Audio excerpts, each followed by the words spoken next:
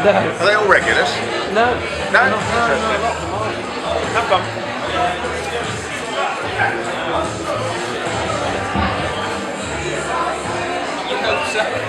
Ladies and gentlemen, thank you for your patience and welcome to the brewery, and give it up for your host, Nick Hill.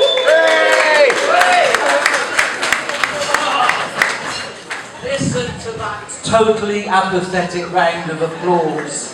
I think you can do a little bit better than that, should we? It is January, can we try again? Just give me another round of applause. Actually, we've even got a whoop at the back. That's brilliant. That's much better. Thank you so much.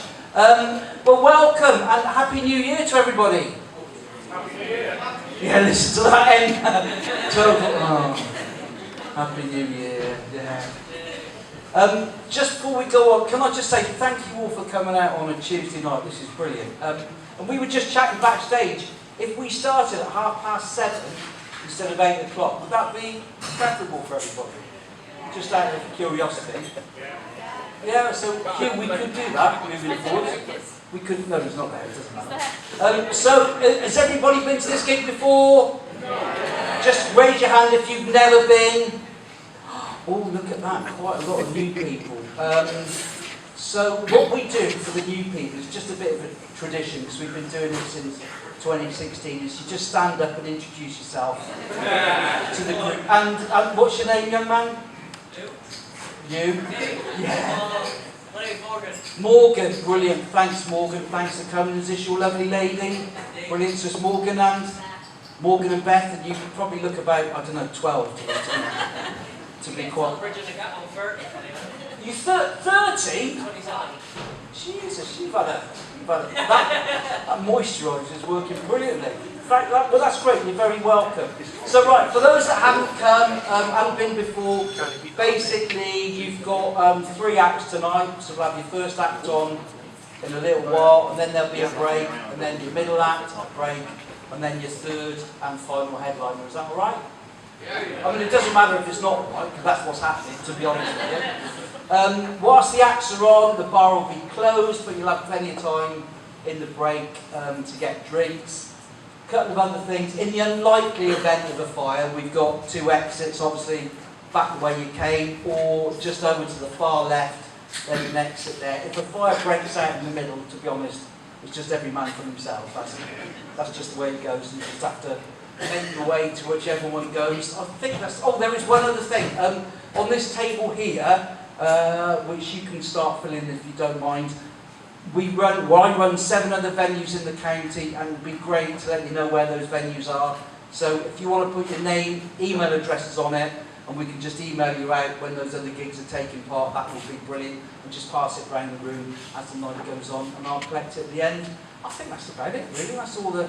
Unless anybody's got any questions. When does the show start? Oh, don't start, Morgan. I was going to leave you alone. But that might change all of a sudden. Coming in here in your Action Man outfit, like, if you come straight from work, what do you do? Anything jobs you want to take me for? Really? Yeah. So you're a pimp, basically. Is that it? Provide services. Yeah, I'll bet you did. So do we all have a good Christmas? Yeah, it's a long time, isn't it? I did a gig earlier in January, a venue in Cheltenham, and said, everybody have a good Christmas? Anybody from Gloucester in? One girl put her hand up. I said, you alright? She said, yeah. Did you enjoy Christmas? Yeah. I said, what did you get? She said, well, I got a £50 Poundland vouchers, that was nice. So I got £100 of Debenhams vouchers that my dad bought me 3 years ago but forgot to give me, so they're no use now. And I got a free ticket to the ice rink. I said, well, that's nice, isn't it? Anybody from Cheltenham? Girl put her hand up. What did you get? She said, well, actually, I got £1,000 voucher for Tiffany's Jewellers. My father bought me 2 years membership to Tattersalls Enclosure. And he also gave me a £10,000 car. I said, well, that's really nice. Yet I was bitterly disappointed. You were bitterly disappointed. And I think this explains the difference between Cheltenham people and Gloucester people. I said, why were you disappointed? And she was like, I was expecting a horse. Have we got anybody from Cheltenham in? Look at that, nothing. There's a surprise, isn't there? I bet there is. Is there anybody from Cheltenham in? Nothing. Are we all from Gloucester? Any further afield? Stroud, we've got Stroud over here. Who said Stroud? You said Stroud. Where are you from? Cornwall. Christ, you've come a long way then, that's brilliant. Brothers and sisters, maybe in Kurno. You from Cornwall? Well done. You sussed that out in an instant. That was probably the most bizarre heckle we've had. And it was only 8:05. So I think we'll have a Cornwall office now. Whereabouts in Cornwall are you from? Near Newquay, so Newquay. That's pretty common. Where are you from? Bodmin. Bodmin. Fucking hell. Do you know, that doesn't surprise me now you've said that. Are you really from Bodmin? Am I really from Bodmin? Yeah. Questions might get a little bit harder, do you, Ned? No. Slow down for me, because I'm Cornish. I know. Cornwall's fantastic, though, isn't it? What a beautiful county. Do you live here now? And do you live here now? No, I live here. Well, you don't live here, but I do, you you live in Gloucester. So we've got Stroud. Have we got anybody further afield than Stroud? Where? The forest. Brave girl. You don't look like a typical forester, I have to say, with your one head. Whereabouts in the forest are you from? Oh, right, okay. Longhoe. That's not really the forest, is it? It's sort of verging on the forest. Have you got a desire to be a forester? You're not a true forester, though, are you?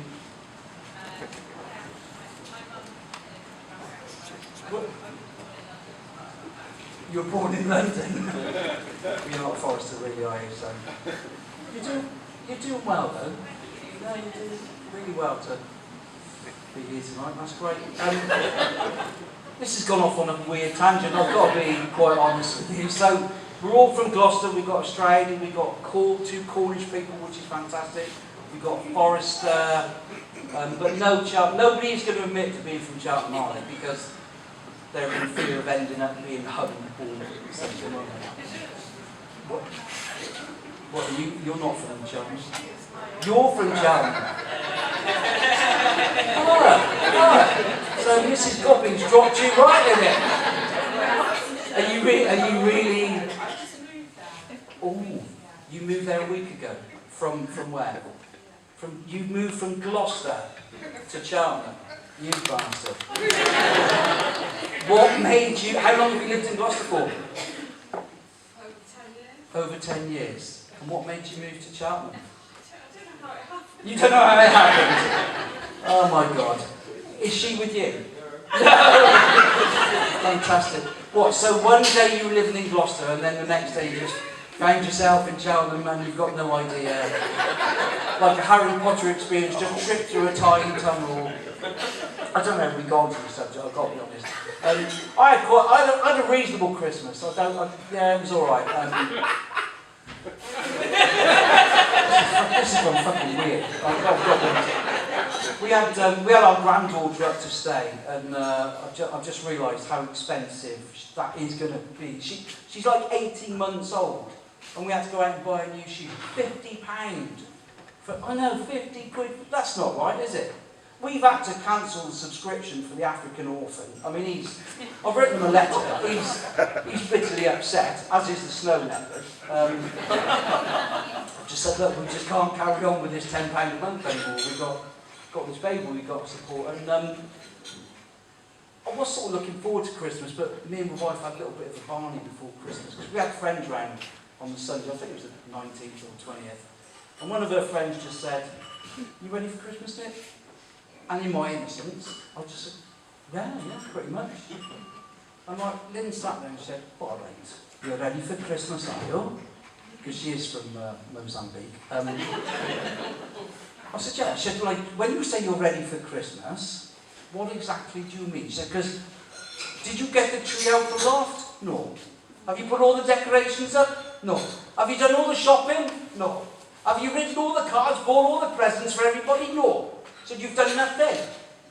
When you say you're ready for Christmas, what exactly do you mean? And all I said was, I got you that book you wanted. I've got to be honest, I've done that joke several times and it normally gets a far better response than that. So I think that's going to go out the window now. I'm quite excited. I've got to be honest, I'm quite excited this year because I get to retire in 7 weeks' time. Yes, I know. I fucking wait. I've got to be honest.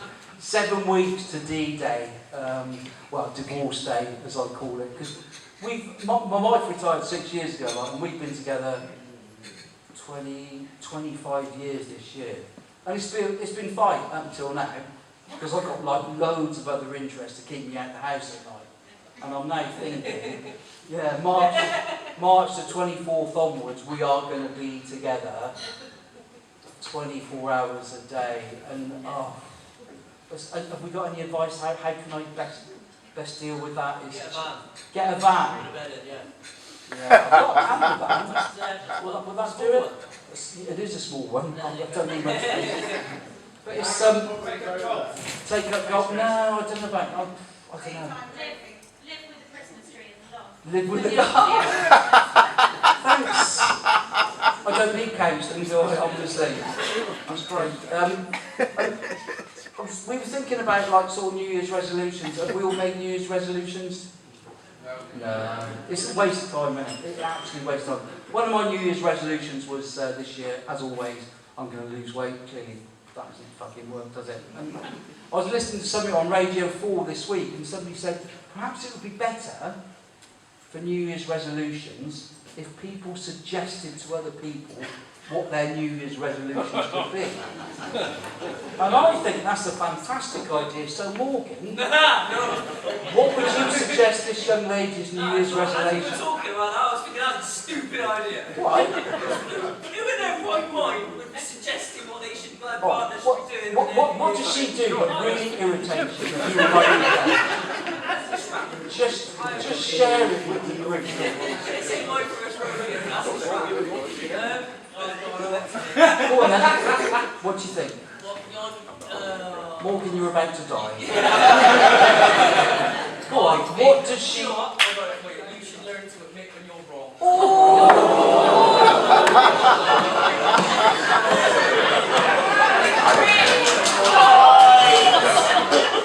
That's not going to work, Morgan. If you could see the look on her face. So, is that, would you say that's fair? No, because you're a woman. You're never fucking wrong, are you? So what about Morgan? What does he need to do, apart from change his clothes and everything else? Pick your towels up off the bath. Is that the worst thing he does? Walk them in the bed. Towels in the bed. Just Anywhere. that would be good. How old are you? 27. I know you. I'm 26. 26 and 27. And Still the got worst... the scratch cards as well. And the worst thing they've got to do is pick towels up off the floor. Fucking hell, you've got a lot to learn. You haven't got to, you have. What I've learned from, because I've been working from home for about, I don't know, nearly 2 years now. And as I say, my wife's been retired for 6 years. And I've got to be honest, I didn't really know what she got up to in the day. But let's just say, if she was to apply to go on Mastermind, I think her specialist subjects could be Cash in the Attic, Homes Under the Hammer, Flog It, The Chase. She spends more time watching TV. It's just absolutely ridiculous. And I'm thinking, when I retire, is this what we've got to look forward to? But it isn't, obviously. It isn't the only thing we've got to look forward to. Because we're both old. Like, I'm 65 this year. She's 66. The medical stuff has started to happen. So we both had to go for colonoscopies this year, which, yeah, it's crap, isn't it? And she went for hers, and she came back and we were just talking about it. And I said, how'd you get on? She said, oh, it was all right, not too bad, but that's not really a job I think I could do. I said, what do you mean? She said, well, looking at arseholes all day. But then again, in 7 weeks, that's going to be my fucking life, which I thought was pretty harsh. So that's 12 minutes of pretty new material tonight, to be honest, which you've disappointed me in. You have disappointed me, but hey, I don't care. I think you're going to really enjoy tonight. We've got 3 fantastic acts. I'm absolutely delighted they all come down for you now.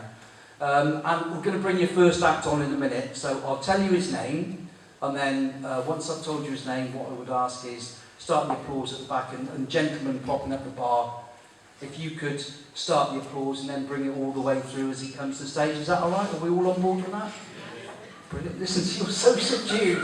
You're so polite. This is the nicest crowd we gigged with tonight, to be honest. So, your first act name is Roger Monkhouse. I think you're going to absolutely love him. Gentlemen at the back, if you could start the applause, bring it right the way through the room, all the way down, as we welcome the very lovely Roger Monkhouse.